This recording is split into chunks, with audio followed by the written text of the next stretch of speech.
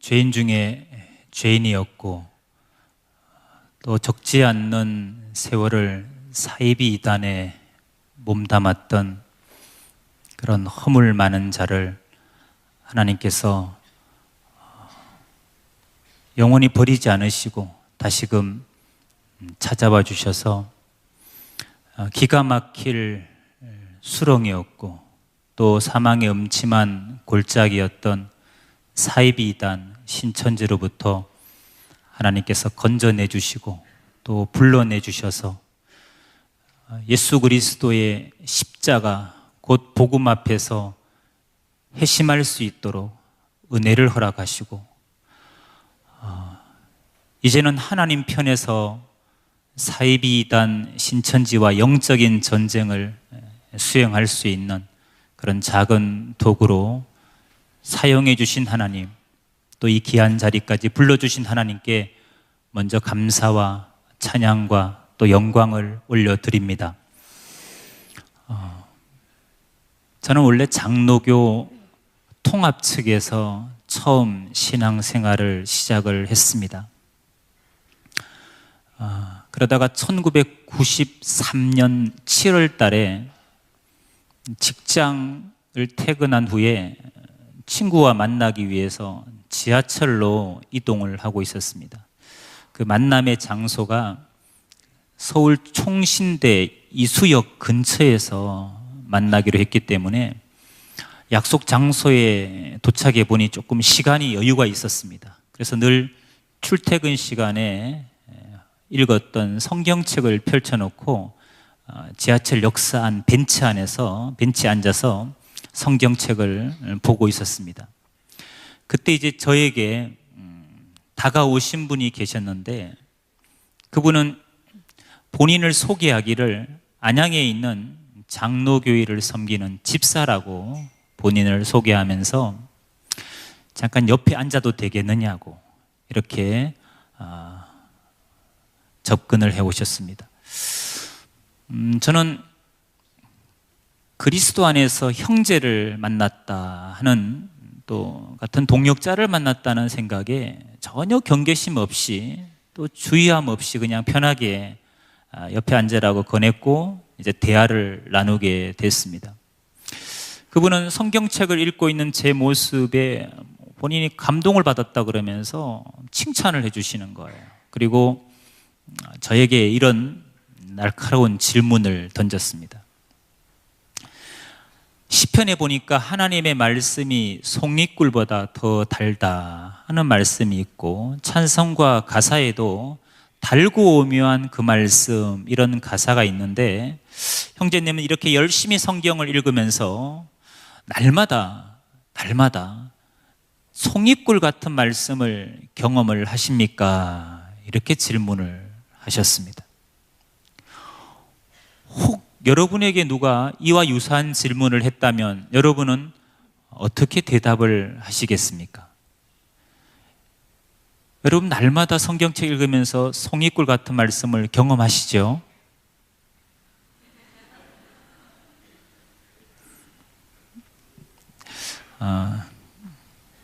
저도 양심이 있는 사람이었거든요. 날마다라는 말에 사실 찔리더라고요. 제가 그분에게 솔직하게 이렇게 말씀을 드렸습니다. 제가 성경을 읽기는 읽지만 잘 이해되고 깨달아지는 부분은 송이꿀 같기도 하지만 때로는 성경을 읽다 보면 의무적으로 읽을 때도 있고 또 읽다 보면 난해하고 어려운 부분을 대할 때는 이해가 안 되니까 답답하기도 하고 궁금하기도 하고 깨닫지 못하는 제 자신이 부끄럽기도 하고 그런 적이 한두 번이 아니라고 저는 솔직하게 제 성경관을 저의 신앙생활에 대해서 그분에게 말씀을 드렸습니다. 그랬더니 그분이 마치 당연한 얘기를 들었다 하는 마음으로 저한테 성경책을 잠깐 빌려달라 그러시더라고요. 제가 빌려드렸어요. 그분이 성경 구절을 하나하나 찾으시는 거예요. 그러면서 정말 말씀을 재미있게 읽는 방법을 일러주고 싶다는 거예요. 송이꿀 같은 말씀을 경험할 수 있는 방법을 일러주고 싶다는 거예요. 그러면서 요한복음에 나와 있는 성경 구절을 하나하나 찾아가면서 저한테 보여주셨습니다. 근데 본인은 그 성경 구절을 다 외우고 계시더라고요. 요한복음 1장 1절에서 5절까지, 요한복음 3장 18절에서 21절 말씀, 요한복음 8장 12절의 말씀, 요한복음 9장 4절에서 5절의 말씀, 주로 빛과 어둠에 관련된 구절들을 하나하나 찾아가면서 저에게 이런 식의 성경 해석을 해주시는 거예요.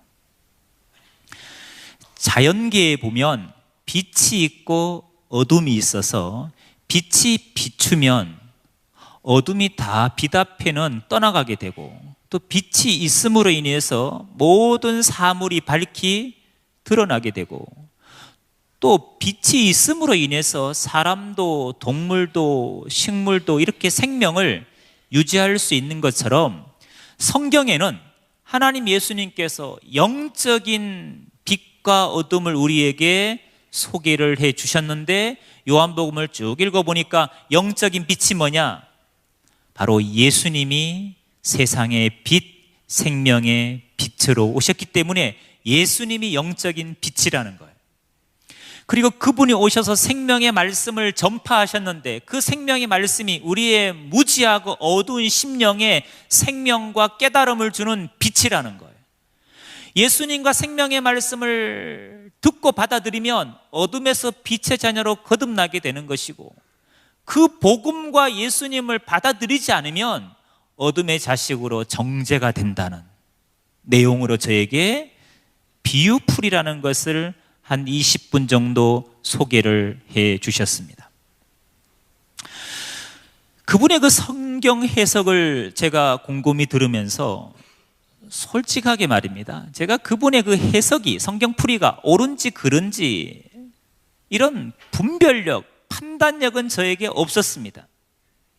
제가 무슨 그때 신학 공부를 한 사람도 아니었고 성경을 깊이 있게 공부한 사람도 아니었기 때문에 이분의 설명이 맞는지 틀린지 이런 분별력은, 지각은 없었습니다만은 그냥 이런 생각은 들더라고요. 참 이분이 나름대로 성경을 논리적으로 또 체계적으로 세상의 이치를 빗대어서 아주 쉽게 설명을 하는구나.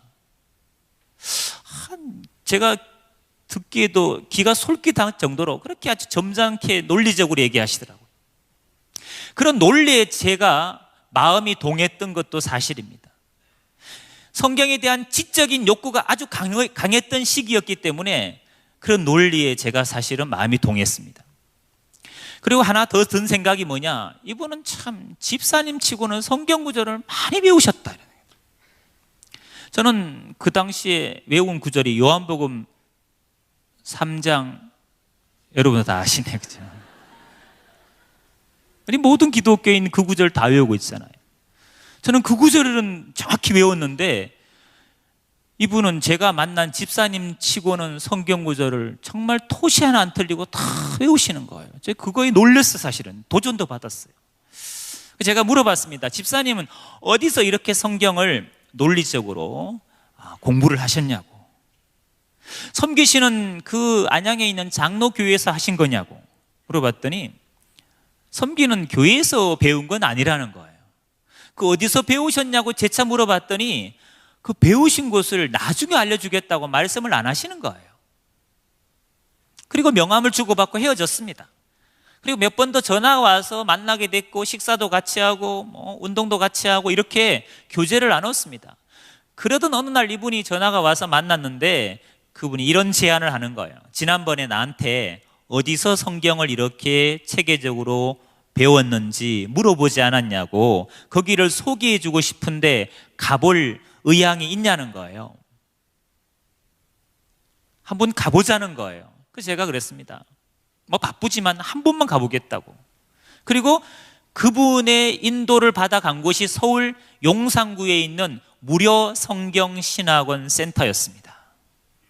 가보니까 저녁 7시 반, 직장 퇴근 후에 7시 반 정도 제가 들어갔는데 수강생들이 한 30, 40명이 모여 있더라고요. 책걸상에 앉아서 성경을 배웠습니다.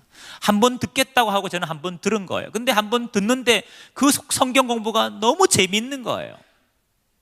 그래서 강의가 끝난 다음에 제가 수강 신청서를 썼습니다. 6개월 듣기로. 한 번의 수강이 6개월로 이제 결심이 바뀐 거예요. 직장 퇴근 후에 매주 월, 화, 목, 금 일주일에 4번 공부를 시작하게 됐습니다. 근데 공부를 하면 할수록 아주 깊이 빠지더라고요. 제가요, 스폰지가 마치 물을 빨아들이듯이 깊이 빠지더라고요. 근데 2달 정도 배우고 나니까, 한 2달 정도 배우고 나니까 제 신앙이 제가 감당하지 못할 정도로 바뀌는 거예요. 정확히 말하면 제 신앙이 제가 감당하지 못할 정도로 변질돼 가는 거예요. 물론 그때는 좋은 변화라고 생각했습니다. 가장 눈에 띄게 나타난 건 뭐냐? 교회에서 예배드리는 제 자세예요. 목사님 시선을 자꾸 피하게 되더라고요. 그리고 목사님 설교 중에 자꾸 성경만 뒤적거리는 거예요.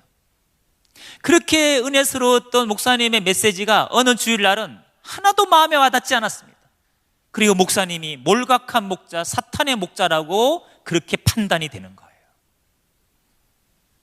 같이 신앙하던 지체들이요, 말씀도 모르고 비유풀이도 모르고 예언서도 모르고 계시록도 모르고 진리도 깨닫지 못한 그런 불쌍한 지체들로 판단이 되는 거예요. 제가 심적으로 너무 힘들었습니다. 괴로웠습니다. 그렇게 판단이 되고 비판이 되니까 괴롭더라고요. 그래서 제가 교회 문제로 인해서 고민을 하게 됐습니다. 내가 이 교회를 떠나야 되나? 아니면 이런 거 다 무시하고 그냥 섬겨야 되나? 이런 고민을 하게 됐습니다. 2달 정도 지나니까 그 무료 성경 신학원 센터에서 이제 강사 전도사들이 잘 따라오니까 이제 노골적으로 자기들의 본심, 흑심을 드러내는 거예요. 그들의 결론은 이거였습니다. 오늘날 기성교회, 장로교, 감리교, 성결교, 침례교, 순복음이라는 기존 교회들은 다 바벨론이라는 거예요. 다 귀신에 처서고 만국이 다 비진리에 미혹되었기 때문에 거기서는 구원이 없다는 겁니다. 이런 어두운 밤에 하나님 예수님께서 이 땅에 진리가 있고 생명이 있는, 구원이 있는 교회 하나를 세웠는데 그곳을 비유로 말하면 높은 시온산이라는 거예요. 그리고 다른 말로 새하늘 새 땅, 줄여서 신천지라는 겁니다. 거기에 한 목자를 세웠다는 겁니다. 계시받은 한 목자, 이긴 자, 증인, 새 요한, 충성되고 지혜로운 종, 보혜사, 그리스도, 이 시대 구원자 한 사람을 세웠다는 겁니다. 그래서 지금은 기존 교회를 나와서 시온산으로 이렇게 교적을 옮기고 교회를 옮겨야 될 때라는 거예요. 거짓 목자를 버리고 참 목자가 있는 신천지로 교적을 옮기라는 거예요. 그걸 그들의 용어로 뭐라 하느냐?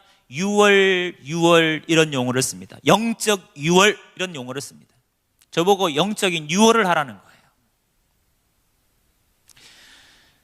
누가 여러분에게 이런 황당한 얘기를 아는 지인이 했다거나 모르는 사람이 했다고 한번 가정해 보겠습니다. 여러분, 그런 말을 듣고 어떻게 반응하실 거예요? 무반응. 가만히 계실 거예요, 그냥? 그런 얘기 듣고?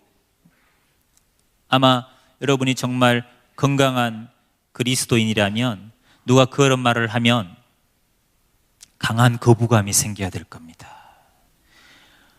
아이고, 말 같지 않는 말을 하시네요 하면서 강한 거부감, 부정하는 마음이 생겨야 될 거예요. 그 사람이 아는 지인 같으면 이 사람이 이상한 이단에 빠졌구나 이렇게 생각을 하셔야 될 거고, 빨리 섬기는 교회에 와서 목사님한테 아는 그 사람을 상담을 통해서 아니면 상담소 연결해서 빨리 빼내주기 위해서 여러분이 뭔가 행동을 취하셔야 될 거예요. 그렇게 하실 거죠? 예, 감사합니다. 여러분 같으면 그런 거부감을 느끼셨을 텐데, 저는 그 말을 듣고 그들의 그 흑심을 듣고 노골적인 그 황당한 표현을 듣고 저는 어떻게 반응을 했을 것 같습니까? 강한 거부감요? 괜찮습니다. 저는요, 거부감이 안 생기더라고요. 그 말이 맞다고 인정이 되고 동의가 되더라고요. 그래서 정말 2, 3일 정도 고민하고요, 제가 섬기는 그 장로교 목사님한테 이렇게 말씀드렸습니다. 집 주변에 가까운 개척교회가 있어서 너무 어려운 것 같아서 제가 그 개척교회를 돕겠습니다. 그렇게 거짓말까지 해가면서 저는 장로교회를 나와서 신천지로 교적을 옮겼습니다. 신천지에서 그렇게 핑계로 나오면 제일 편하게 나올 수 있다는 거예요. 그렇게 거짓말을 자세히 가르쳐 주더라고요. 그 당시에는 다 그런 식의 핑계로 신천지로 넘어갔습니다. 이사 가야 된다, 직장 때문에 멀어졌다, 가족 중에 누가 개척을 해서 도와야겠다, 누굴 전도해야겠다, 이런 핑계 아닌 핑계를 대면서 신천지로 다 교회를 옮겼습니다. 저는 신천지 그렇게 거부감, 그들의 그 노골적인 표현을 듣고 거부감이 안 생기고 그렇게 그들의 말대로 동조한 이유를 생각해 봤습니다. 여러분, 저는 왜 여러분처럼 강한 그런 말에 거부감이 안 생기고 동의가 됐을까요? 여러분, 저는 이게 정말 중요한 얘기입니다. 여러분,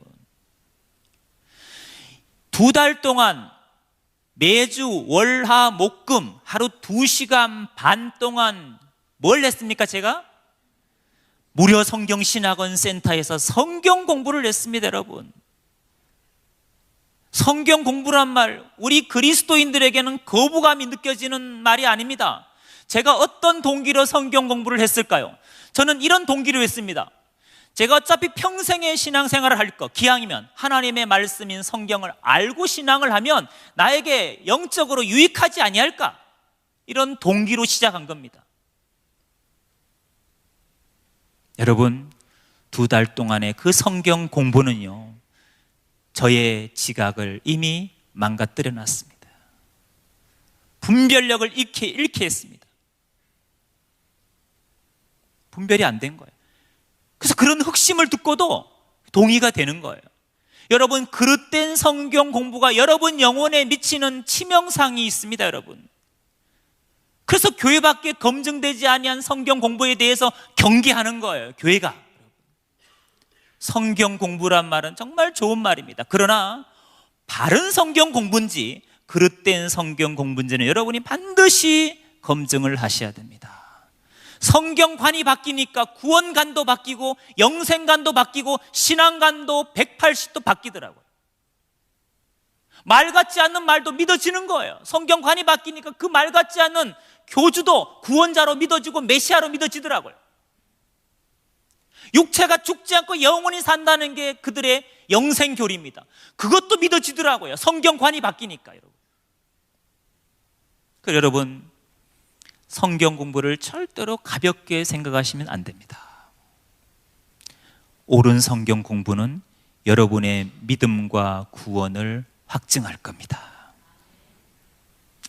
저는 신천지 미혹되어서 교회를 옮기고 난 다음에 제일 먼저 한 일이 뭐냐? 저는 다니던 직장에 사직서를 냈습니다. 줄도 없고 백도 없는 사람이 어렵게 직장을 내갔는데 사직서를 냈습니다.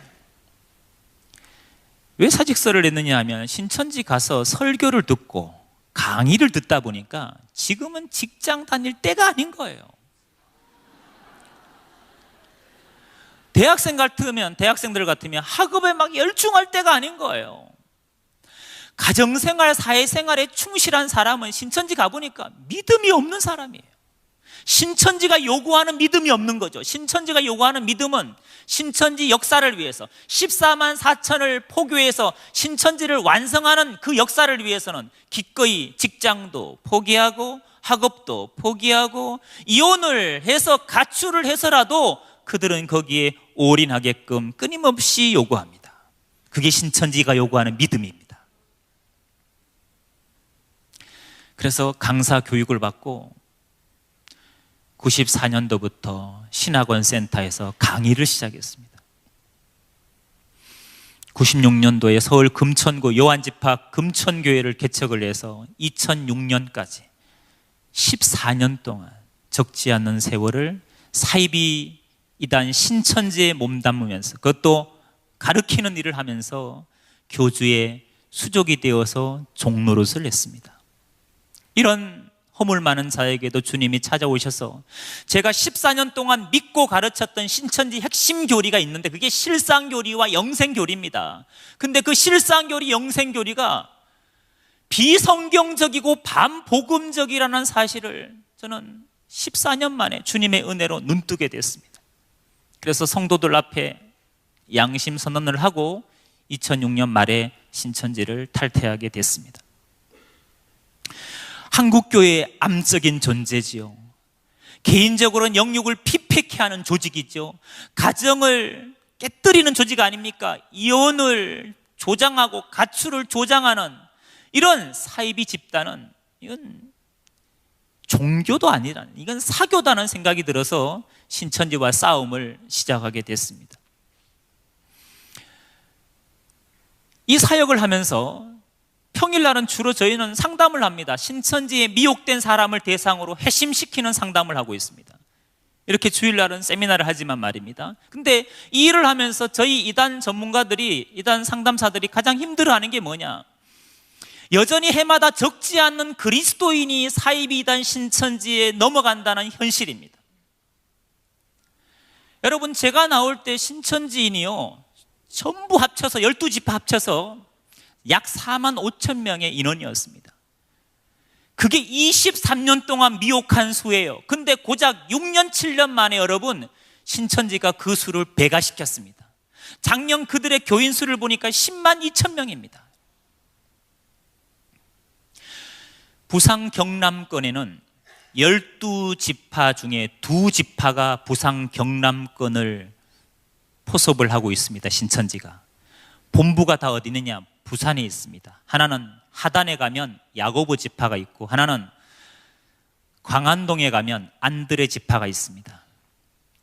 이 2지파의 인원이 얼마인지 아십니까?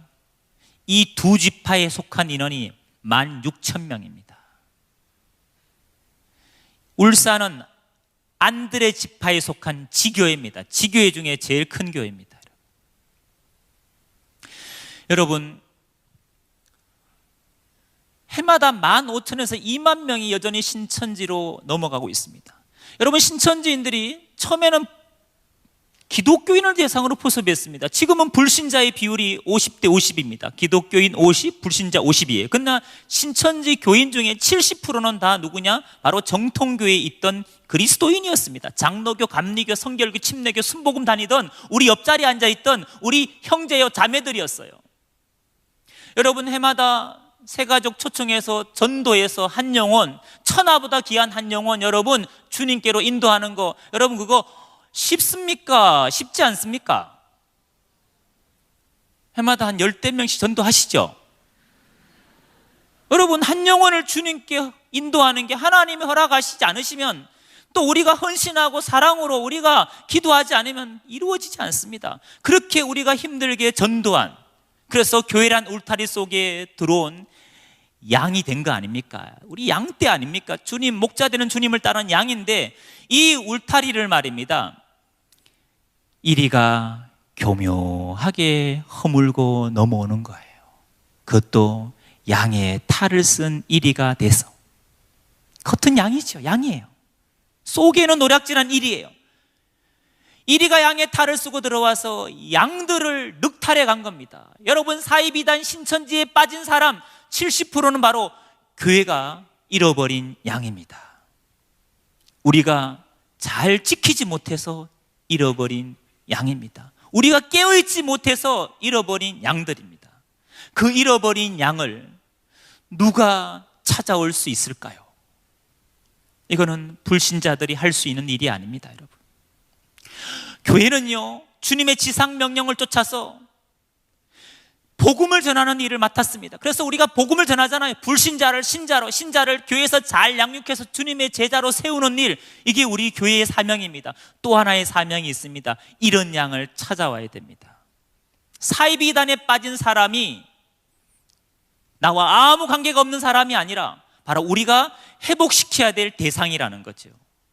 야고보서 5장 19절 20절의 말씀처럼 말입니다.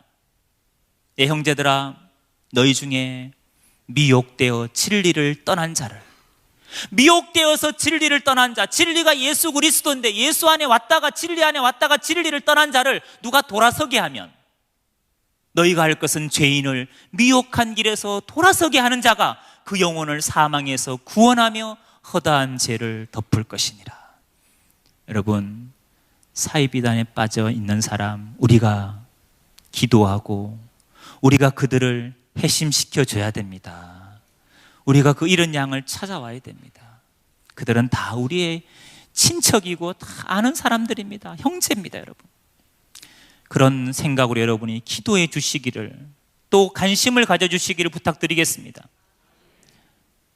사실 교회마다 경계를 안 하는 게 아닙니다. 끊임없이 담임 목사님께서 설교를 하시고 또 이런 세미나도 하시고 주보에 광고를 내시면서 이단 신천지를 경계하고 있음에도 여전히 넘어가는 이유는 제가 봤을 때 무관심인 것 같습니다.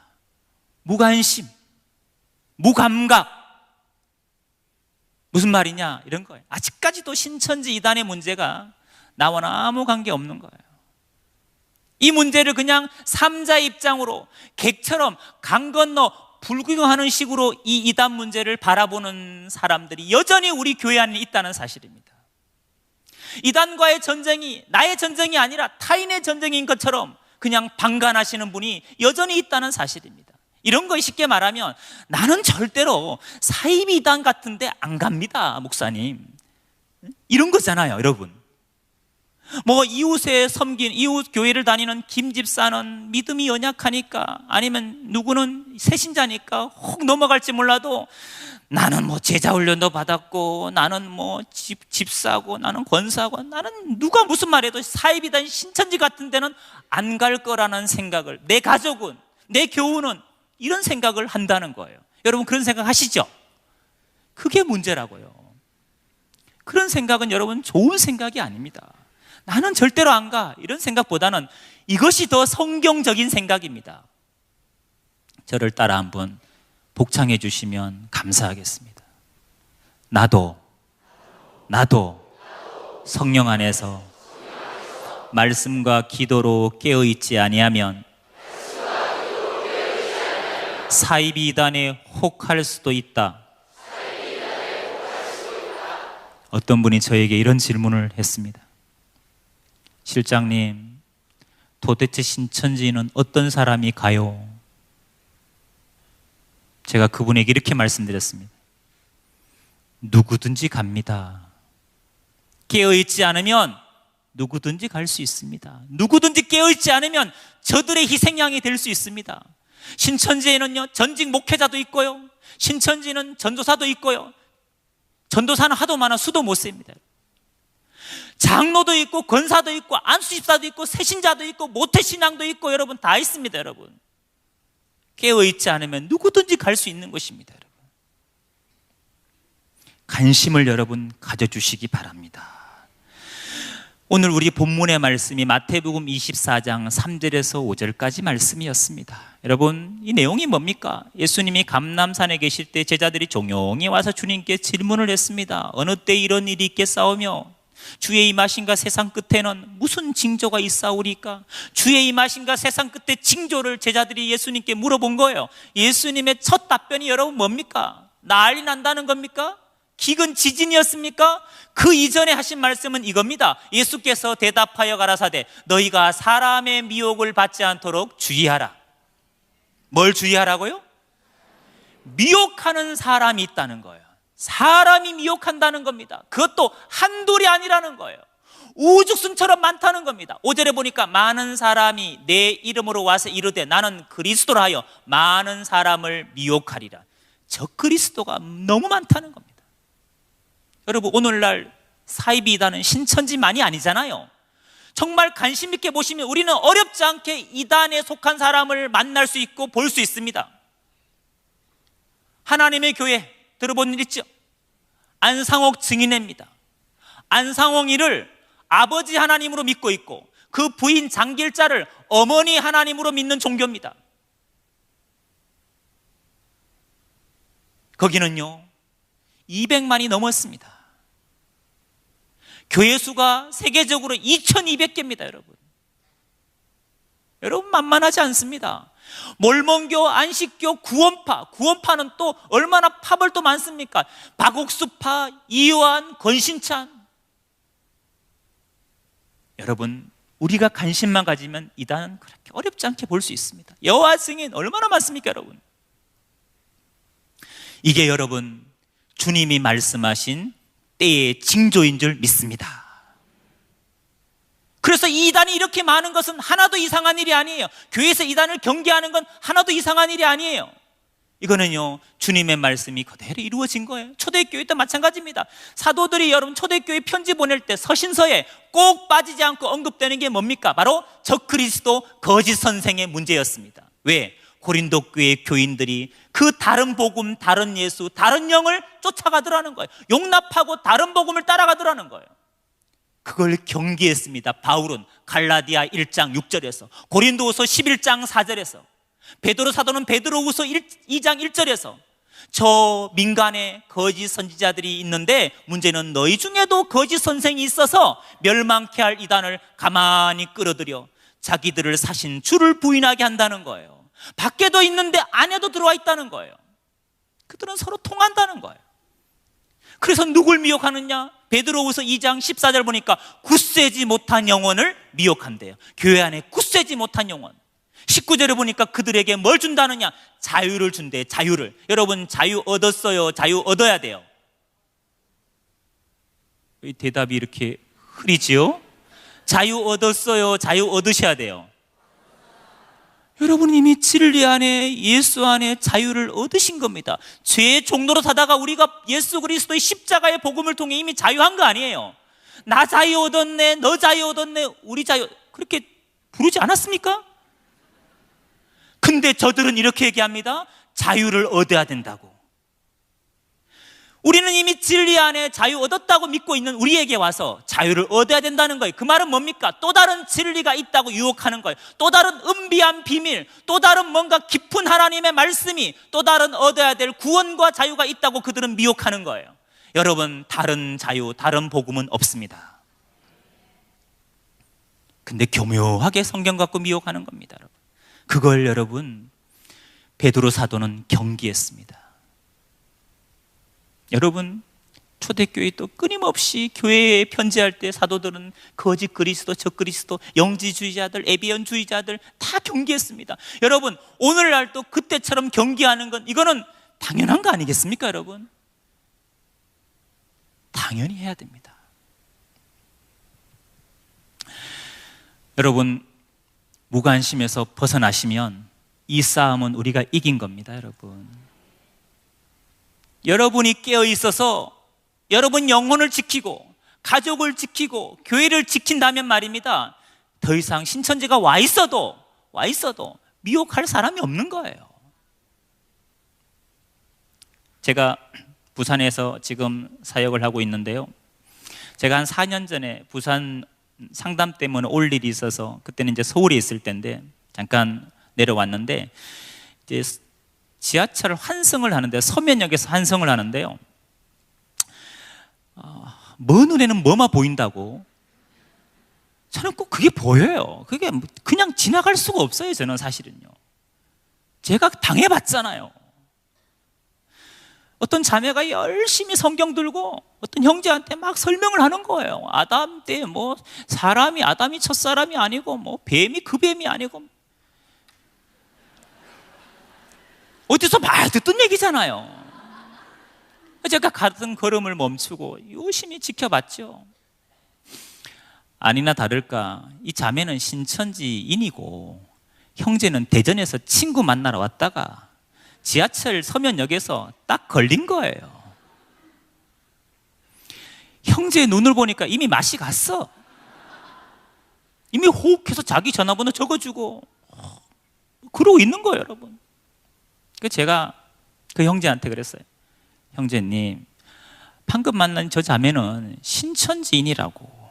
지금 이건 신천지 성경 교리, 신천지 미혹 교리에 걸리신 거라고. 이렇게 신천지들이 미혹한다는 걸 교회 섬기는 교회에서 못 들어봤냐고 제가 말씀드렸더니 한 번도 못 들어봤다는 거예요. 한 번도 말 안 한 교회도 있다는 얘기입니까? 아니, 말했는데 기억을 못 하는 걸까요? 자기 문제 아니니까 관심도 안 가진 거죠. 얘기 안 하셨겠어요, 목사님들이? 여러분, 대구의 경북대 법학과 학생이 신천지에 미혹이 됐습니다.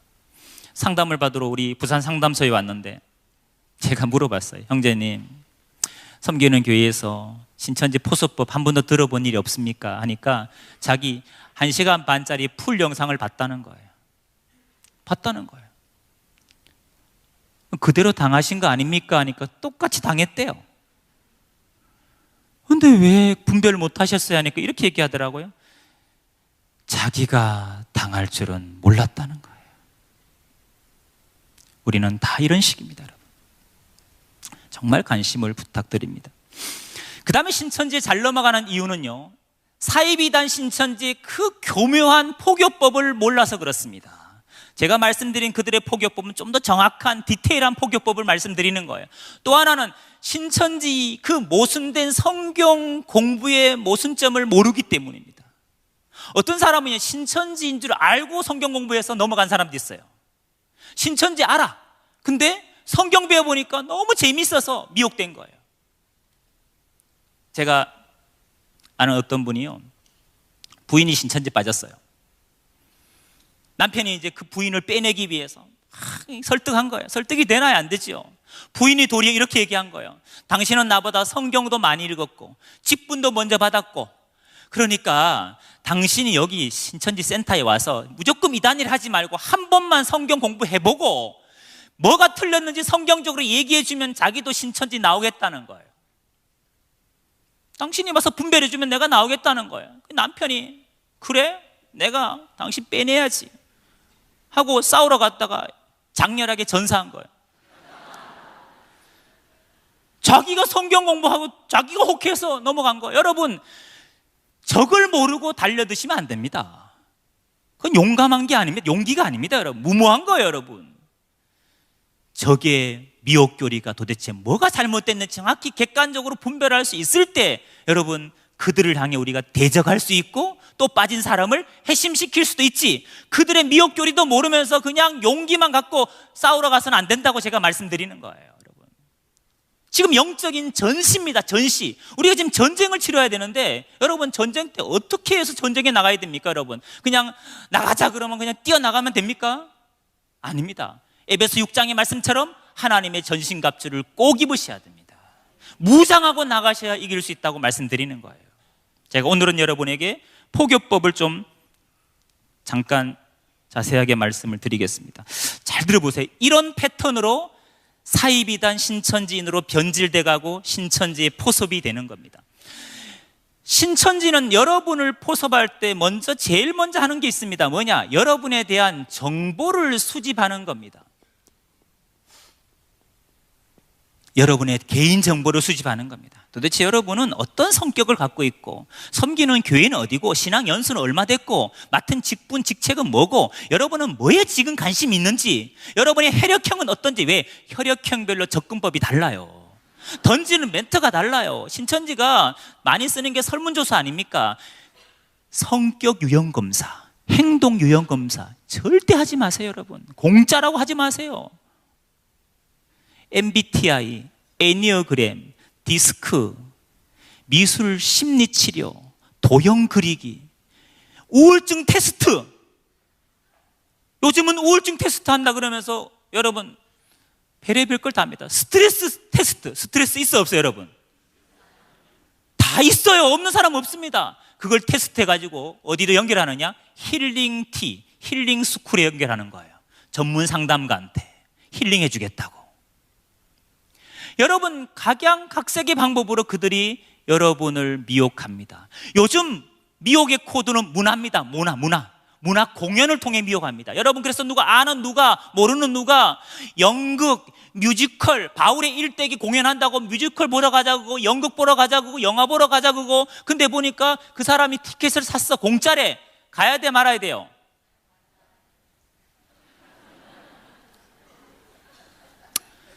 여러분, 지금 부산의 모 대학의 뮤지컬 학과에 저희는 10명 정도가 신천지인이라고 명단을 받고 교수님한테 의뢰를 했더니 그게 기독교 대학입니다. 근데 교수님이 확인해 보니까 20명이 넘어요. 20명이. 그 뮤지컬 학과의 그 선후배 관계 속에서, 친구 관계 속에서 다 포섭이 된 거예요, 여러분. 모 대학의 연극 영화과 5-6명이 미혹됐고, 여러분. 그들이 그런 인재들을 미혹해서 뭐 하느냐? 연극 공연을 하는 거예요, 여러분. 그러니 프로처럼 잘하죠. 교수님에 여쭤보니까 다 똘똘하고 잘하는 친구들이래요. 그런 애들이 다 넘어간 거예요, 여러분. 여러분의 정보를 먼저 수집합니다. 정보 수집은 가장 많은 방법이 이겁니다. 여러분이 아는 누가 신천지에 미혹됐다고 가정합시다. 그 한 사람을 앉혀놓고 신천지인은 뭐 하느냐? 그 사람과 관계된 모든 지인, 단 기독교인 먼저 모든 지인들의 개인 정보를 조사하는 겁니다. 이름부터 해서 핸드폰 번호부터 해서, 요즘은 카톡에 다 떠요, 안 떠요? 여러분, 모르는 사람이 전화하고 아는 척하고, 여러분 기독교인 사칭하고 정말 조심하셔야 됩니다, 여러분. 그 미혹된 사람을 통해 모든 가족과 친척과 같이 신앙했던 교우들, 친구들, 그들의 개인 신상을 다 조사하는 거예요. 특별히 그 사람의 기도 제목, 그 사람의 최근에 뭐에 관심이 꽂혀 있는지, 이런 관심사를 파악해서 그들은 계획을 세웁니다.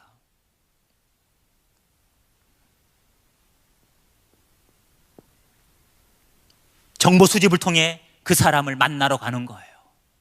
그리고 그 사람과 친밀한 교제의 관계를, 신뢰 관계를 구축하는 거예요. 이 관계 형성을 두고 뭘 하느냐? 신천지 용어로 섭외라 그러면 섭외. 여기에 관계 형성이에요. 근데 문제는 알고 접근한 거예요? 모르고 접근한 거예요? 나를 너무 잘 알고 나의 성향을 너무 잘 알고 접근하는 거예요. 그래, 이 사람들이 해주는 모습을 보면 정말 천사처럼 잘해줍니다. 물심양면으로. 교회에서 사랑 많이 받으시죠? 그것의 2배 정도 생각하시면 되는 거예요. 자, 좀 더 한번 쉽게 그림으로 표현해 볼게요. 못 그리는 그림이지만, 자, 여기에 뭐로 보이죠? 여러분 자신이라고 하면 가정해 보겠습니다. 자, 나에 대한 정보를 이미 신천지가 다 파악을 했어요. 어떻게 파악했다고요? 제가 방금 말씀드렸잖아요. 방금. 가족, 친척, 친구, 같이 신앙했던 교우, 아는 지인을 통해서 파악한 겁니다. 그리고 그 파악된 정보를 가지고 신천지가 나를 뭐 하느냐? 추수하기 위해서, 자기들은 뭐라 사칭하느냐? 추수꾼이라 그래요. 추수꾼. 그 나를 열매 맺기 위해서, 쉽게 말로 포섭하기 위해서, 그들 입장으로 말하면 전도하기 위해서 어떻게 하느냐? 기본적으로 3명에서 7명이 팀을 만듭니다. 한 명이 접근하는 게 아니고 팀으로 접근합니다. 각자 컨셉을 정하지요. A라는 신천지인은 나하고 길에서 우연히 만난 것처럼, B는 커피숍에서, 직장에서, 가정에서 호별 방문한 것처럼, 우연히 만난 것처럼, 그 우연을 가장한 계획적이고 의도적인 만남을 만들어가는 거예요. 무슨 만남요? 우연을 가장한 계획적인 만남. 누구만 우연이냐? 나만 우연이에요. 이들은 계획한 겁니다. 우리 신앙인들은 누구를 우연히 만났다고 생각을 잘 안 해요. 다 하나님이 계획하시고 섭리하셨다고 생각하잖아요. 이런 우리 생각을 그들이 알까요, 모를까요? 알아요. 그래서 나도 곧 우연이 아니라 하나님의 계획으로 받아들이게 돼 있고, 그들은 그렇게 유도를 해요. 근데 이게 하나님이 계획한 게 아니고 신천지인들이 여러분을 포섭하려고 작당을 한 거죠, 사실은. 자, 이렇게 해서 접근한, 문제는 나를 안다는 거죠. 나를 안다. 내가 지금 자녀 때문에 힘들어하고 있는지, 내가 지금 가정 문제 때문에 힘들어하고 있는지, 내가 지금 육체 건강이 좋지 않아 힘들어하고 있는지, 내가 이성 문제 때문에 고민하고 있는지 알아요. 그래서 자녀 문제 때문에 고민하고 있으면 자녀 독서 지도사 연결해주고, 심리 상담 전문가를 연결해주고 그러는 거예요. 건강 전문가를 연결해주고 이렇게 하는 거예요. 이렇게 해서 나에게 도움을 주기 때문에 문제예요. 도움을 받기 때문에 그 사람과 관계 형성이 되는 거거든요. 때로는 여러분 꿈을 갖고 접근하기도 합니다. 꿈. 만난 지 얼마 안 됐는데 나를 위해서 기도했다는 거예요. 아침마다 계속 성경 구절을 보내주면서 묵상하라 그러고 기도 제목 물어보면서 같이 기도해주고 늘 이렇게 잘해줍니다. 그러면서 어느 날 나를 위해서 기도했는데 하나님이 꿈으로 보여준 게 있다는 거예요. 그럼 보여준 게 있다 그러면 물어봐야 안 물어봐요? 궁금하잖아 우리는요. 궁금하면 물어볼 거 아니에요. 무슨 꿈이냐고. 이럽니다. 이들이 집사님이 내 꿈에 나타났는데 집사님 앞에 두 구리의 나무가 있더라는 거예요. 근데 집사님이 왼쪽 나무를 붙들고 하염없이 울고 있더라는 거예요. 근데 자기가 그 나무를 보니까 밑이 다 썩었더라는 거예요. 집사님이 썩은 나무를 붙들고 울고 있더라는 거예요. 옆에는 아주 건강하고 쌩쌩한 나무가 있는데 그거는 쳐다보지도 않고 그런 꿈 얘기를 하면서 이렇게 해몽을 하는 거예요. 집사님 곰곰이 한번 생각해 보라고. 지금 영적으로 집사님 뭔가 선택을 함에 있어서 행여나 잘못 선택한 게 있는지 없는지, 그 문제 때문에 자녀가 지금 저렇게 성격적으로 문제가 생겼고 자녀가 공부를 안 하고 남편이 저렇게 뭐 하고 이런 식으로 문제를 만들어 가는 거예요. 이거 꿈 꿨을까요 안 꿨을까요? 다 거짓말입니다. 다 거짓말이에요 여러분. 어떤 권사님은 제가 이 꿈 얘기하니까 자기가 만난 누가 있는데 이런 꿈이 아니더라는 거예요. 다른 꿈이더라는 거예요. 그분은 신천지가 아니지요 이렇게 물어보니 저한테 제가 깜짝 놀랐습니다. 야, 하나만 가르치면 하나만 기억하는구나. 야, 이렇게 사람이 지각이 없구나. 어차피 거짓말인데 꿈의 레파토리는 다양하겠죠. 그럽니다 여러분. 여러분 우연히 여러분이 커피숍에서 식당에서 밥을 먹는데 누가 다가와서 여러분에게 이렇게 질문했다 합시다. 혹시 교회 다니시지 않냐고, 혹시 집사님 아니냐고 이렇게 얘기했다 합시다. 그럼 여러분 어떻게 대답하세요? 나 어제까지만 다녔다 그럽니까? 교회 다닌다 그러죠? 예, 당연히 얘기하죠 우리는. 그럼 그들이 이렇게 얘기합니다. 아, 역시 그러셨군요. 그럼 물어보죠. 뭐가요? 그럼 자기 신앙 간증을 하는 거예요. 자기가 막 경험한 은사를 얘기하고 이러면서 제가 커피를 마시다가 밥을 먹다가 집사님이 딱 여기 앉은 모습을 무심코 딱 봤는데 그때 하나님께서 저에게 강한 메시지를 주셨다는 거예요. 자기는 몇 년 전에 이런 체험을 했는데 그때 받은 은사가 예언의 은사와 투시의 은사를 받았다는 거예요. 선물로 하나님께. 근데 집사님을 보는 순간 하나님이 강한 메시지를 줬다는 거예요.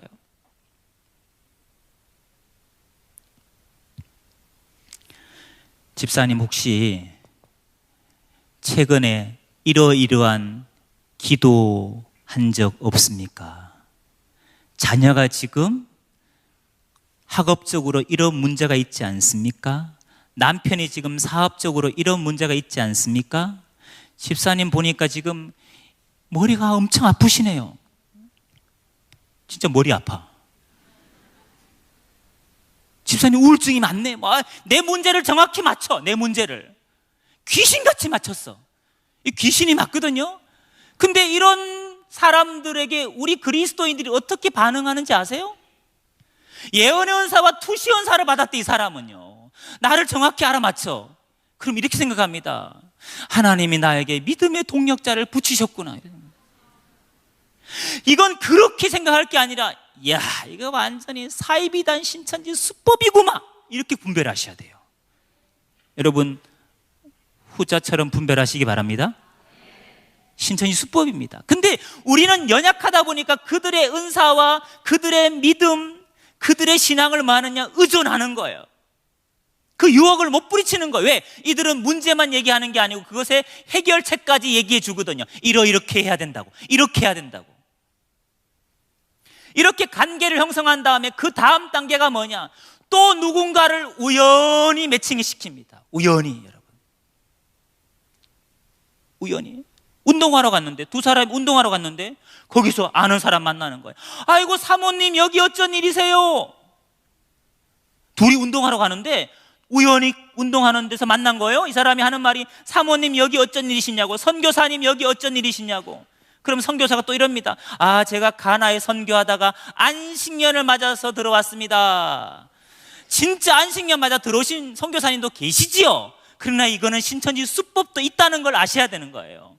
이러면서 자연스럽게 나에게 이 선교사를 소개해 주는데 이 선교사님의 신앙을 칭찬하는 거예요. 이분 대단하신 분이라는 거예요. 나한테 하는 얘기가 내가 영적으로 너무 힘들어서 교회도 나가기 싫고 예수도 믿기 싫고 나중에 우울증까지 와서 자살하고 싶었을 때 어느 분 소개로 이 사모님 선교사님 만나서 기도받고 내가 영적으로 회복됐다는 거예요. 우리 남편이 그렇게 예수 믿는 걸 핍박하더니만 선교사님 소개해서 기도받더니 남편이 예수님을 영접하게 됐다는 거예요. 우리 가정이 축복의 통로가 됐다는 거예요. 이 선교사님 기도의 능력자라는 거예요. 집사님도 자녀 문제 있으니까 내가 선교사님 소개해 줄 테니까 기도 한번 받아보라는 거예요. 기도 받고 싶어 안 받고 싶어요? 목사님 받지 마시라 그러잖아요. 주보에다가 강구하시잖아. 받지 마시라고. 이런 식의 매칭이라고요. 매칭이 벌써 보이지 않습니까 여러분?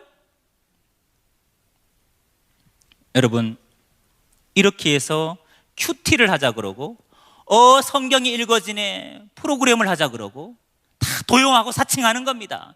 또 무슨 나라와 민족을 위해서 기도하자 그러고 성경 통독하자고 이렇게 자연스럽게 뭐 하느냐? 성경 공부로 유도하는 걸 두고 뭐라 하느냐? 바로 복음방이라 그럽니다. 자, 한번 복음방 해볼까? 복음방. 이게 뭐냐? 개인적으로 하는 성경 공부입니다. 집이나 사무실이나 스터디룸 같은 데 빌려가지고 공간이 있으면 거기 모여서 뭐 하느냐? 두세 사람이 모여서 성경 공부를 하는 거예요. 경성대, 부산 경성대 앞에 가니까 노래방이 있다가 안 돼서 이사를 갔어요. 노래방 건물을 그대로 얘들이 신천지인들이 들어가서 그걸 임대해가지고 거기다가 노래방 안은 뭐가 잘 돼 있습니까? 노래방은 방이 칸칸이 돼 있죠. 방음이 잘 돼 있죠. 거기 인테리어만 조금 수정해가지고 거기서 뭐 하느냐? 칸칸이 방마다 복음방을 하고 있는 거예요. 그 노래방 이름이 외부에는 뭐냐? 째꼬리 노래방이에요. 째꼬리 노래방. 겉은 째꼬리 노래방에 들어가 보면 뭐냐? 신천지 복음방이에요. 동래구 온천동에 가면요 1층이 시저스 노래방입니다. 문 열고 들어가면 신천지 센터예요. 위장교회 차려놓고 대한예수교 장로의 수정교회, 대한예수교 장로의 섬기는 교회, 대한예수교 장로의 행복한 교회, 각양 장로교 4층에서 그들이 위장교회를 만들어 놓고 호시탐탐 노리고 있습니다. 여러분. 이렇게 해서 개인 성경 공부를 통해서 신천지 교리를 이제 맛을 들이는 겁니다. 물론 신천지라는 거 밝힐까요? 안 밝힐까요? 여러분이 가만히 보니까 다 수법이 신천지야. 그래서 혹시 집사님 신천지지?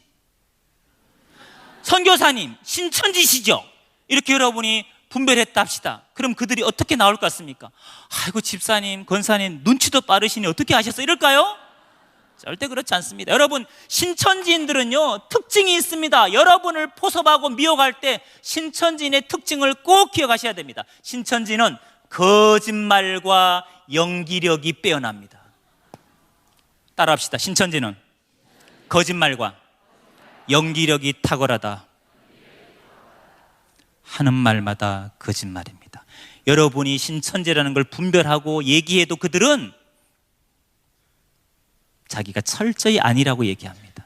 그리고 이런 말을 많이 합니다. 성경적으로 잘못된 게 뭐가 있냐고, 성경적으로 틀린 게 뭐가 있냐고, 성경적으로 틀려야 이단이 아니냐, 이런 식으로 나옵니다. 여러분. 그 다음에 신천지가 이렇게 개인 복음방을 할 때, 훌륭한 선교사나 사모를 통해 성경 공부를 할 때 그들은 이런 말을 많이 합니다. 이거 철저히 비밀을 지켜야 된다고, 이거 숨겨야 되고 이거 감춰야 된다는 거예요. 누구한테 숨기고 감추고 비밀을 지키라 그럴까요? 목사님, 교회 식구들, 그리고 가족들, 친구들에게 철저히 비밀을 지키라 그럽니다. 그걸 그들 용어로 입막음이라, 입막음. 입조심시킵니다.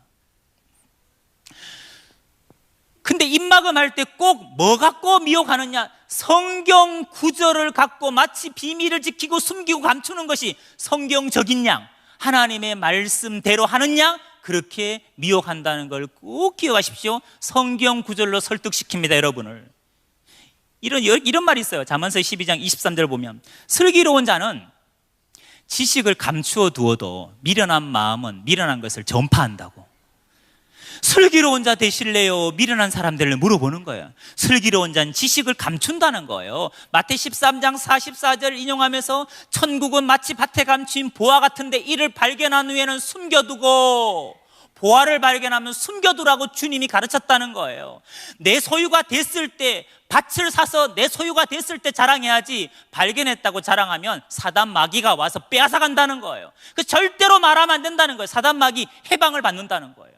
이렇게 여러분을 성경 구절로 설득합니다. 여러분 눈빛을 보면서 설득 당했느냐 안 당했느냐 끊임없이 체크하면서 미혹합니다.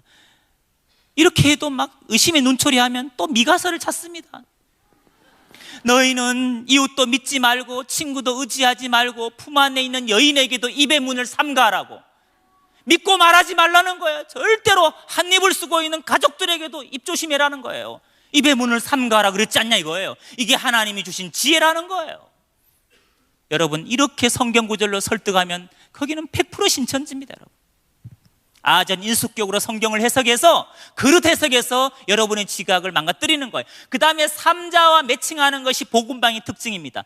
관계 맺은 사람이 성경 가르치는 게 아니라 훌륭한 누구를 소개해서 복음방을 가르치려면 복음방 교사 자격증 최소한 상급이 있어야 됩니다. 그 자격증이 있는 신천지인이 개인적으로 성경을 가르칠 수 있는 거예요. 그래서 삼자와 매칭할 수밖에 없는 겁니다. 이렇게 해서 복음방을 거쳐서 그 다음 단계가 뭐냐? 센터입니다. 센터는 신천지 정규 가정 코스입니다.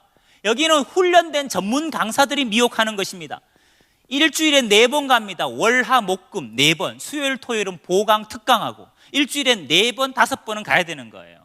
그것도 하루에 2시간에서 3시간 수업을 받습니다. 그리고 이게 오전반이 있고요, 오후반이 있고 저녁반, 하루 3타임 아니면 2타임은 동일한 강의가 있습니다. 하루 3타임, 2타임이 동일한 강의가 있습니다. 그리고 이걸 6개월에서 8개월 동안 배워야 된다고 얘기하고, 이 센터에 가면요 특징이 있습니다. 앞에 큰 흑칠판이 걸려 있습니다. 들어가 보면 딱 보여요. 여기는 강의실이에요. 강의실 가면 센터는 강의실입니다. 50명, 100명, 150명이 책걸상에 앉아서 공부하는데 앞에 단상에 큰 흑칠판이 있다고요. 성경은 반드시 개역 한글만 고집합니다. 개역 개정 절대로 안 봅니다. 왜? 개역 한글을 봐야 자기 교리와 맞거든요. 그리고 강사의 강의가 끝나면 전도사들이 분반 모임을 하면서 그날 배운 걸 암기하게 하고 프린트물을 내주면서 내일까지 외우라고 그러고 그 다음날 시험까지 보면서 기억하게 합니다. 또 배운 걸 스피치를 시켜가면서 그걸 세뇌시켜가는 겁니다. 이게 센터 과정입니다. 자, 근데 이 복음방에서 센터 넘어갈 때 꼭 거치는 단계가 뭐냐? 면접을 본다는 걸 기억해 두시기 바랍니다. 입학 원서를 쓰고 사진 한 장을 제출하고 그리고 주민등록증을 카피해서 제출해야 됩니다. 면접 볼 때 이렇게. 직장 다닐 때 면접 보는 게 아니에요.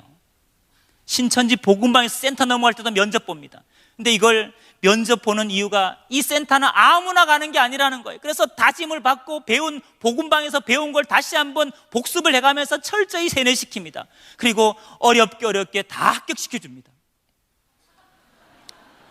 근데 어렵게 합격이 돼야 잘 배우더라고요.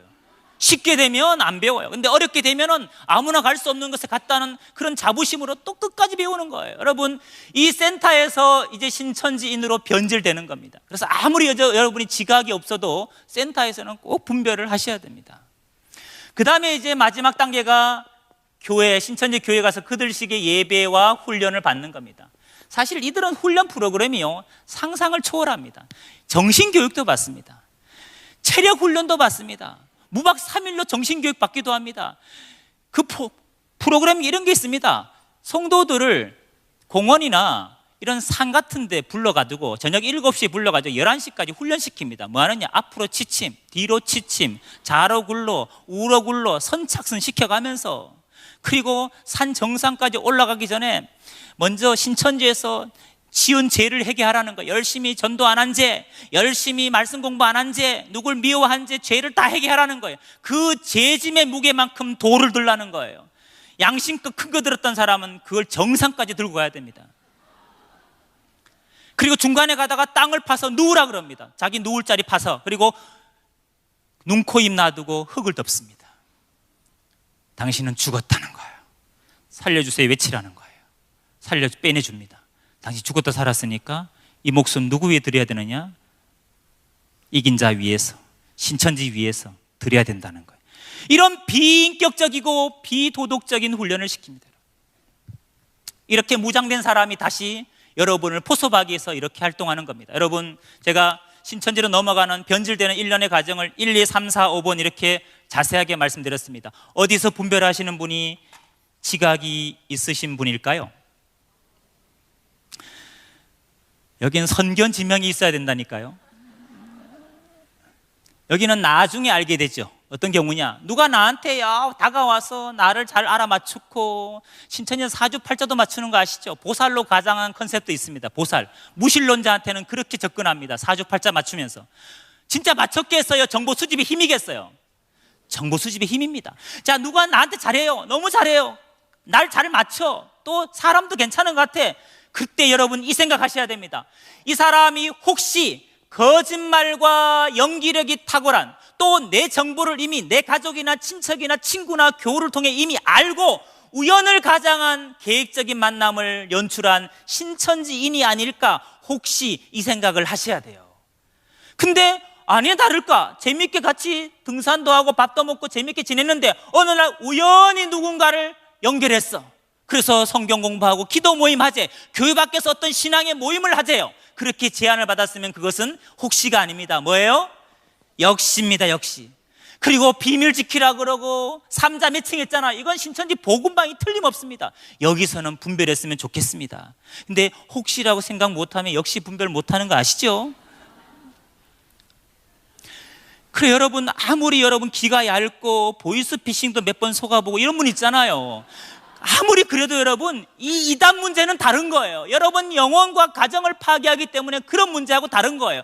그런데 면접 봤다 그러면 정신이 번쩍 들어야 되는 거예요. 그래 가보니까 칠판이 있어. 이거는 말할 것도 없는 거예요. 신천지예요. 그때는 빨리 여러분, 그들이 무슨 말로 여러분 설득하더라도 보따리 사가지고 냉정하게 끊고 섬기는 교회 와서 숨기지 마세요. 여기 가서 공부한 거 죄가 아닙니다. 숨기지 마시고 다 상담을 통해 해소를 하셔야 되고요. 또 이런 언행과 행동을 하는 사람이 있으면, 말하는 사람이, 미혹하는 사람이 있으면 정말 그 영혼을 사랑한다면 빨리 목사님하고 상담해서 더 깊이 중독되기 전에 회복시켜 줘야 될 줄로 믿습니다. 여러분 지금은 영적으로 전시라고, 평시가 아닌 전시라고 말씀드렸습니다. 여러분 영혼을 스스로 지킬 수 있는 힘이 있어야 됩니다. 꼭 이 영적인 싸움에서 승리하시기를 주님의 이름으로 부탁을 드리면서 강의를 마치겠습니다. 감사합니다.